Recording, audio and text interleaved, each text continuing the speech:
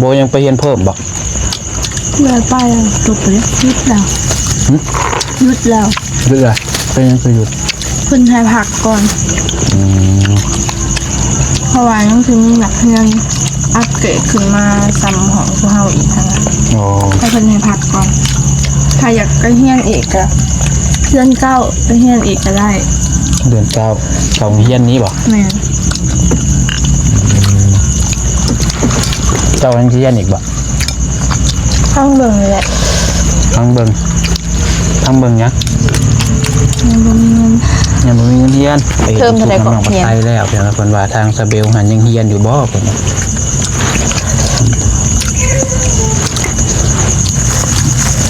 ่น้องปัจจัยว่าเพิ่น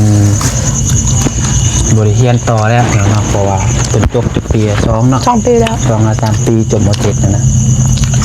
ตั้งแต่น้องกำลังโบเรียนปีสุดท้ายม.7เนาะม.7เพิ่นก็ถามว่าซาเบลนี่อยากเอาซาเบลก่อน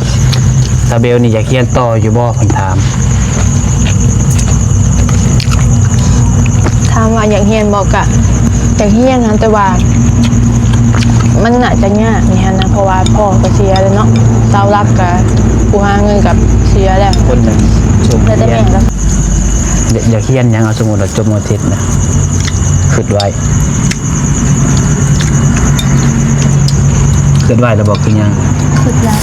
คิดว่าจะเฮียนยังจะมักเอาตัวเองหมักไปเนาะอยากเฮียนตำรวจมันเป็นตำรวจจะเป็นชาวตำรวจอยู่บ่แล้วรักหา12เงินบ่วะเจ็ดตี้แต่พวกนี้หา12มันเล็กสาวกดอย่างใหญ่เลยนะสาวลงคลิปได้แพดเฮียนอีกไอแพดได้เลยยังบ่ได้เป็นได้มาเฮียนมีแต่ลิ่งของร้านแกลิ่งบ่ได้ได้แผ่นมาเฮียนคันเสื่อมของร้านแบบไม่ติดกิ้งขาดไส้ไหมก็ขาดบวงขาดเวลาฟังยังมันแพงกว่าไปพาหมูไปเบิ่งไปเปลี่ยนโทรศัพท์มือนะทามห้านใหญ่อิงไฟ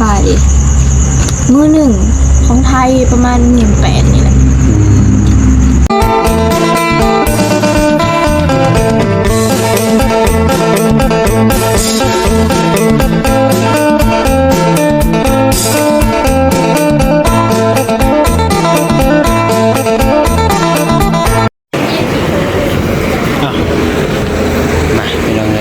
ชื่อยังอันนี้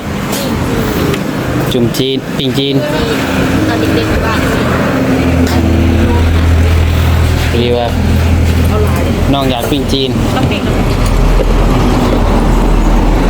หัวหยองพี่น้องเนาะกำลังสีเมื่อส่งซาเบลเมื่อส่งน้องเบลเพิ่นพี่น้องมาแต่เบี้ย8 โมงปลายแล้วตอนนี้มาคำเนี่ยมื้อนี้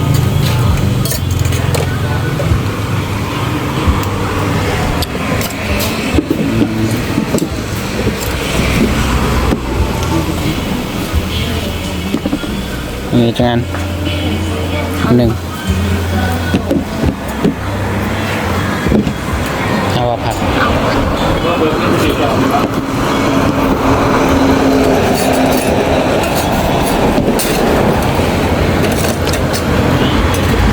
ปิ้งจีนผักเด็กๆก่อน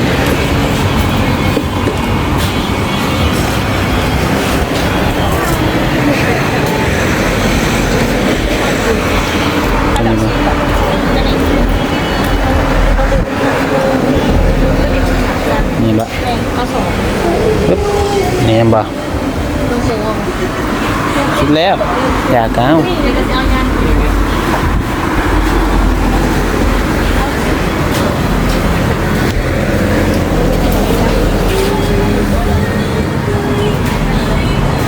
เริ่มต้นใหม่เท่าไรเลยเดี๋ยวนี้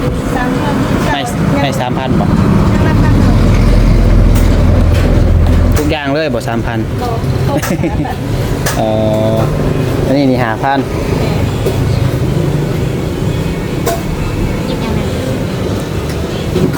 ซุบ อะไร เอาเลยเดี๋ยวเอาไปเลยนี่งานทันดอกแดงเลย ผมมีเนาะไม่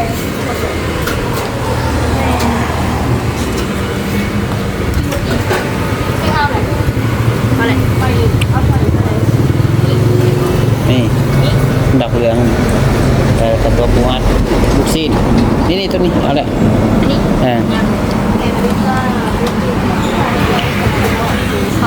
ร้องลายผมเงินฮอดแสนบ่มันกลายแล้วขึ้นกันยังไม่ฮอดแล้วมันฮอดหนาจะกลาย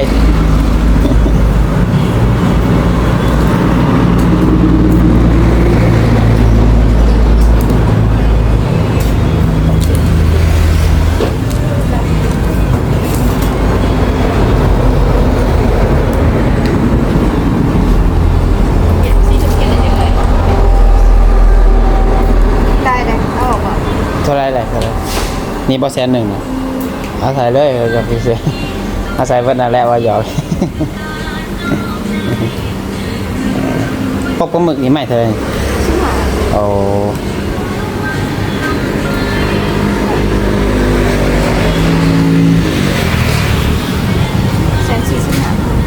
145โอเคใส่กล่องเดี๋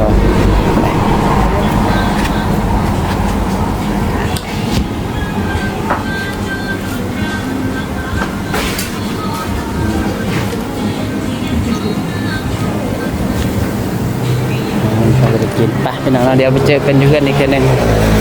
เป็นปิ้งก่อนโอเคมา ใส่กระยาเจียว ห่อเทียนแล้วมันนี่พี่น้อง เอานี่สิเอาให้อีกไว้หนึ่งเนี่ยนี่ก็ได้ดูสิก็แยกแยกเมย์เนาะ แม่นเอาเขาบริบอกเป็นหัวเด้พวกลงอ่ะโบใส่แกงทำไมกินข่าวเด้อพี่น้องเด้อข่าวกับช้างสาวกับ1 หนุ่มนี่มากินข้าวมีเพื่อนมาดามเลยจะเป็นมาดามเลยเด้อบอกเนี่ยไปแป๊บนึงขอหัวโทรศัพท์ก่อนโอ้ยสบายดีพี่น้องเนาะสบายดีกันช่วงลึกๆนี่เนาะอาจจะเวียกแต่งานลึกแน่พี่น้องมือนี้ก็แล้วเด้งพวกบัวหัวหอมเตยซื้อมาให้อ่ะอาจจะเวียกดึกเพราะว่ารถสอแน่พี่น้องเลยเปลี่ยนอยู่อันนั้นอยู่ดงเห็นพี่น้องเนาะลีนบดขี่จนลีนเบิดพี่น้องเลย กินไหมเรากินไหมลีนจนแห้งสาวหนึ่งเขาน้ำมาขึ้นมาอย่ามาเต้ยคือบอกมันกินแม่ปิ้งปลาทู เอาพักเลยพักในยุบใส่เลยเพราะว่าเพิ่นแอนเพิ่นไม่ได้ใส่ไหมเลยถอดไหมไปดาวถึงให้กินฟรีอันเราถึงอาหารงงไปดาวถือจะได้กินฟรีดาวถึงอาหารดาวยังไงอ่ะนี่ถึงอาหารก็ได้นี่ราคาบ่สิเอาชิ้นหาไหน95มาดามแสนหาไม่นี่นะเขานำไม่พอแล้วเขาบอกจะด้วยไม่เขาใครไปเขาได้ทำกับพ่อหูเลยไม่หาพันข้างล่างนี้อันนี้หรือเปล่าเจ้าเซนเศร้าไปเช้าโอ้มาดามบริหารคนเดียวเอาเซนหาบ่อยนะมาดามโบถือโบถือแล้ว149อีก1,000 เดียวโอ้เราซื้อเลขมันอะไรเนาะซื้อ1,000 เดียวเขาก็อย่าแข่งเนาะกินแกงน้ำไหม้ปิ้งจีนปิ้งปลาทูกินข้าวบ่หรือบ่กินบ่ได้จานทองเตยจังบ้านไม่ทำเลยพูดเลยจังเลยวางมา2 อันบ่อาหารมีเจ้ากินข้าวเจ้ากับเจเบลกินข้าวเจ้าก็เลยมา2 อันผมมาข้าวเจ้าเจ็บปากเว้ยเนี่ยเลยคือกันเมื่อเช้าเขาบอกข้าวเจ้า มากินเป็นไรของจาน น้าสาวมาหาก็เลิกเวียกน้าสาวอ่ะ เขาเลิกโอจ้า เฮ็ดแต่จังม่วงฮะจังม่วง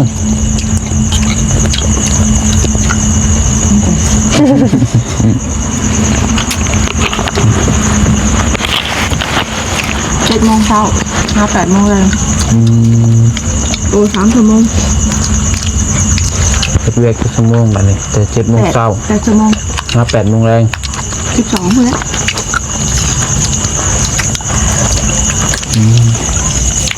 เลยได้เงินเนาะ ก็สิได้เงินเพิ่น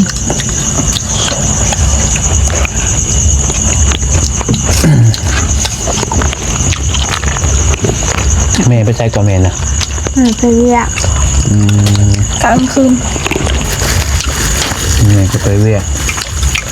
เดี๋ยวไปยิ่งแต่กับประเทศเวียกกลางคืนเป็นยังไงเขาแต่วันบอกไกลเนาะนี่แม่ ใกล้ เดียว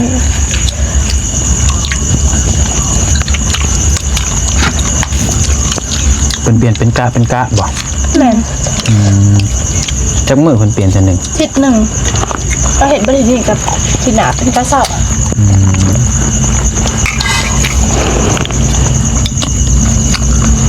ไปกินไหม มีเรือนกัน2 สาว 3 สาวแล้วมัน ปูดสเปดนี่นะถ่ายใหม่มากกัน11 โมงเลย เลิก11 โมง แม่นเลย11 โมง นี่การ้านบอก แม่น ร้านแม่ ลูกลุง ตรงไอ้นอก อายของแม่ แต่มาดามโบกับมาดามเบลดู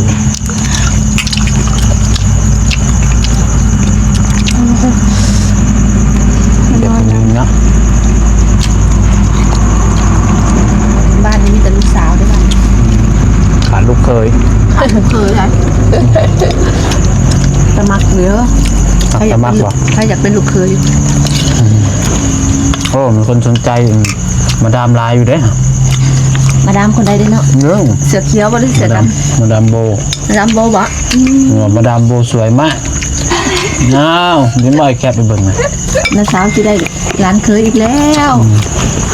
โอ้รันเคยต่างประเทศไปจัก เนาะลุนลุนอยู่ เอาบอกผู้บ่าวฝรั่งเศสนะ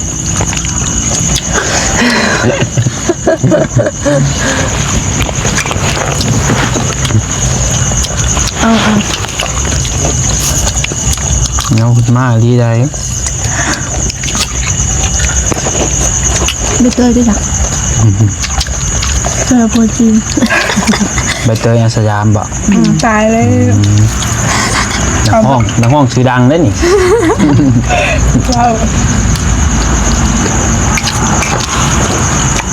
ไปเตย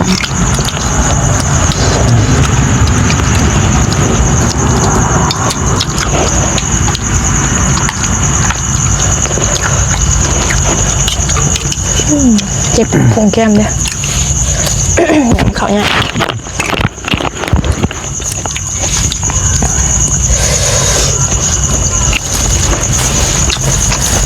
ไปเก่งของมันแซ่บ จะบอก เรื่องงานเขา อยากไปคุกกี้หล่อเลย นี่แกงใหม่มาแต่เงินน้องปลาไส้เป็นยังไงแม่แกง แซ่บเลยว้ายของแซ่บ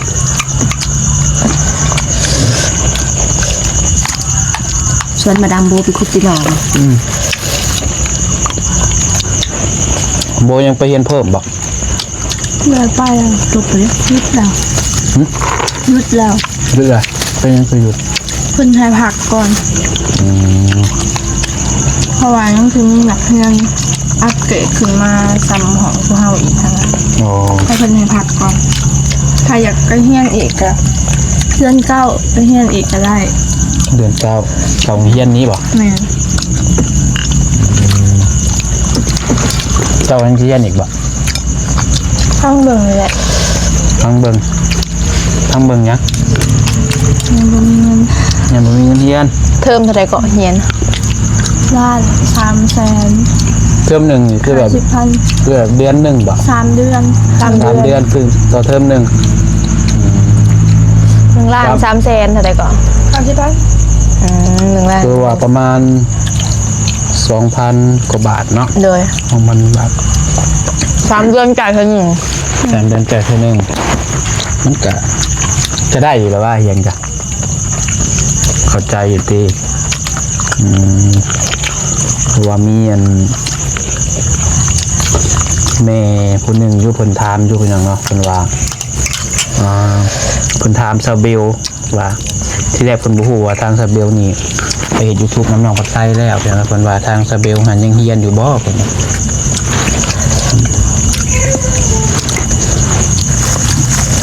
น้องปัดไส้ว่าเพิ่นบ่ได้เฮียนต่อแล้วเนาะเพราะว่าเพิ่นจบจุปี2เนาะ 2 ปีแล้ว 2 3 ปีจบม.7นั่นนะตั้งแต่น้องเป็นน้องโบเรียน ปีสุดท้าย ม แล้ว .7 เนาะม.7คนก็ถามว่าซาเบลนี่อยากเอาซาเบลก่อนซาเบลนี่อยากเรียนต่ออยู่บ่คนถาม ถามว่าอยากเรียนบอกอะอยากเรียนนะแต่ว่ามันน่าจะยากนี่ฮะนะเพราะว่าพ่อก็เสียแล้วเนาะเสาหลักกับผู้หาเงินกับเสียแล้วนะแล้วแต่แม่กับซาเบลนะเพราะว่าเรื่องเรียนเลยคือสิหมดหวังแล้วนะพอหาเงินมานี่เรียนจบปุ๊บซาเบลแล่นหาเวียกไปถาเลยเรียนจบปุ๊บซาเบลก็ขึ้นปากเซไปฝึกงานซาเบลได้เวียกแรกเป็นพนักงานเซเว่นเลยบ่มีแบบว่าโจ๊ะหรือว่าหยังเลยมีแต่ว่าก็สิเซ็งแล้วก็เพิ่นประกาศเนาะว่ามีหาพนักงานนะซาเบลก็สมัครไว้ถาเลย แล้วอยากเรียนต่ออยู่บ่ล่ะสมมุติว่ามีคนส่ง ถ้าเราอยากบ่ก็ยากแต่มันคือสิเบิดหวังแน่นะถ้าอยากส่งก็ส่วนหลายอยากส่งน้องหลายกว่านะเพราะว่าเฮาก็อยากออกมาหาเงินเนี่ยนะ เรียนอยู่แต่ก็ได้หาเงินหลายกว่า แม่นมาหาเงินหลายกว่านะ ถามว่ามันสายบ่มันก็บ่สายเพราะว่าตอนนี้ก็หากัน ห่างกัน 19บ่ แม่น สาย 19หาเจ้ายังต่อได้อยู่ มันก็บ่สายแต่ว่ามันก็เอาเรื่องฐานะครอบครัวเฮาเนาะ โดย มันเดี๋ยวว่าจะหาเงินดีกว่าน้องโบเลยจ้ะสมมติว่ามีคนนั้นส่งเรียนอยากเรียนหยังเอาสมมติว่าจบม.7นะคิดไว้แล้วบอกคือหยัง สุดแล้ว คิดว่าจะเรียนหยังสมัคร เอาตัวเองหมักไปเนาะอยากเรียนตำรวจ มันเป็นตำรวจจะเป็นชาวตำรวจอยู่บ่แล้วรักหา12เงินบ่วะโอ้โหกับพวกที่นี่หา12 ต้องหา12มันทำงานเล็กเกิดมาเลยเพราะว่ารัก13แบบ โอ้ก็ว่าไปเลยเนาะ รัก67เรียนต่อ เด็กไปเรียน ปี คะแนนมาจบเด็กไปเป็นตำรวจ คันว่ามีผู้ส่ง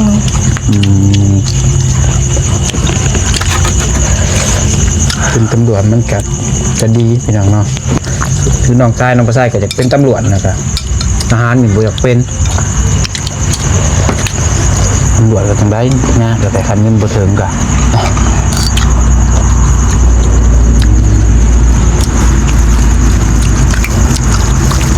เบิ้งมันคือเนี่ยเป็นเบิ้งคลิปนี้อยู่เป็นไหนมาถามพี่น้องเนาะเป็นไหนมาถามว่าน้องๆข้าหาว่ายังไงเพิ่นอยากส่งคนเฮียนต่อไปว่าจะสนับสนุนเล็กน้อยพี่น้องเนาะ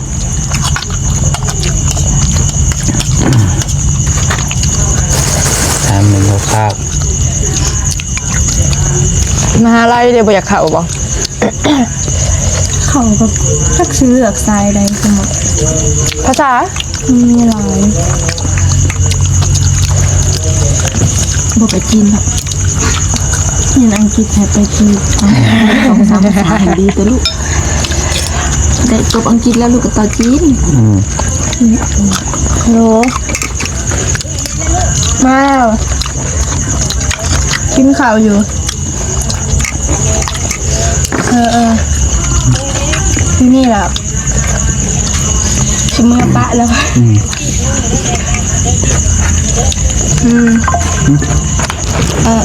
พูดเลย นะ เอางานแล้วสักหน่อยเนาะมันข่าววันนี้เราพอหัวข้าวเนาะแต่หากว่าคนส่งกับเฮียนตำรวจ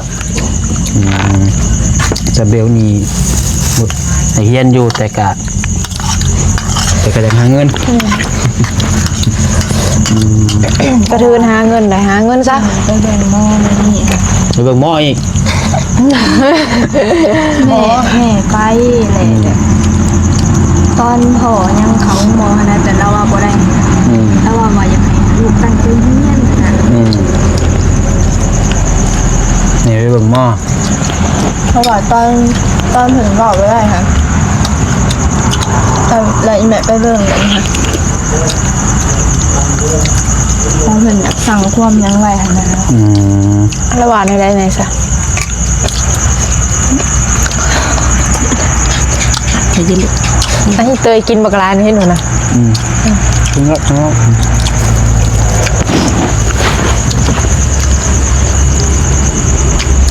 อย่างนั้นตั้งใจเรียนเราเป็นห่วงแต่เราอยู่เรื่องนี้เพราะว่าเอื้อกอะ จบแล้ว สั่งครอบครัวแล้วนะ ยัง ใกล้แล้ว ใกล้แล้วแต่บวกมือได้ยังไงนะพี่น้องเลยยังสั่งมุลุกคู่ๆอยู่นี่ไง อ๋อเป็นห่วงอ่ะ ดวงจะลูกสาวลาแบบร้ายนะเนาะ สะเดียว ลูกสาวกกกับเป็นห่วงอยู่แต่กะ อย่างแล้วนะ โดย อย่างแล้วดูแลตัวเองได้แล้วหาเงินได้แล้วนะ ได้แล้วบ่ ได้อยู่เรื่องหนาจังสันเนาะ เอาบ่ต่อตัดบทละ อะไรอยู่วะ ลืมละ เห็นเต้ยว่าได้บ่ ได้เขาเตยจืด ได้ว่าเราว่าอยากให้โบหาตั้งใจเรียนก้อนเหรอสิแหละแบบมึงขาหัวแล้วก็ให้เอาไว้ก้อนเหรอสิแหละเอาไว้ให้เอาไว้ให้เอาไว้เก็บไว้แล้ววะ ถ้าว่าได้นะบ่ เมนถ้าว่าแบบได้เงินขาหัวแล้วมาหานะได้เก็บไว้ก้อนเหรอสิแหละแบบถ้าสมมติว่าโบหรือไพ่แบบเจ้ากับโบหานะแบบรู้สึกแบบขีดอยากไปเฮียนต่อทางสี่นะแล้วเอาเงินขาหัวนี่ไปเฮียนต่อเหรอสิแบบอย่าให้เก็บไว้หานะเขายังบ่ฮู้ว่าข้างหน้าสิไปเจอหยังเราว่าสิ ค่ะที่ไปเบิกมอมาเนาะ แมน เบิกมอเหมือนเบิกมอพี่น้อง หมอดู กับหมอดาว แม่ง กับบ่เสื้อที่ว่าบ่เสื้อกับพ่อเสื้อพี่น้องเนาะ แม่ง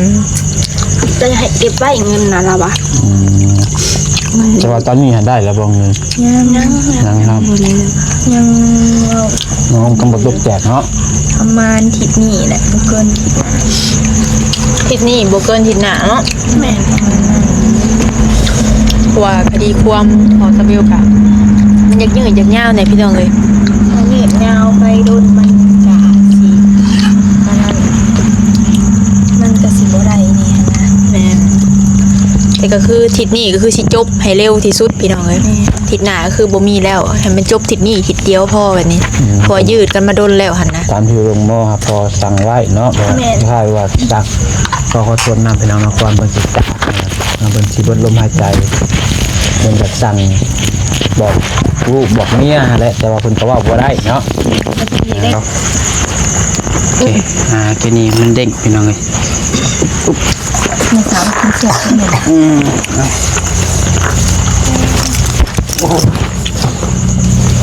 พวกเขากินแต่โดนตื่นไปเนาะกะ16 นาทีพวกโดนตื่นไปเนาะจนอิ่มนะนั่นมากะมาบอกเลขกับใครเนาะ แม่น ไม่ฟันเห็นเลย มาฟันเห็นลูกของอัลซักอันนี้ครูอัน ฟันเห็นมาเอ้าอีพอแต่เถื่อกับเขาไปตอนเช้ากับไปกินข้าวอีกคนไทยฟันเห็นไหมฟันเห็นมายืนในตู้ของกินนะมากินข้าวหิวข้าว แม่เลยเพราะว่าพอสเบลเราอันตื่นเช้าไปแล้วก็ไปกินข้าวอีเงินแห่เล่าแหละหญ้าของสเบลแหละ เราบุคอยกินอยู่เงินตอนเช้า ไปกินยูซิโน่คนแหละเงินแม่เราก็คือหญ้าสเบลนี่แหละพี่น้องแม่ของพ่อ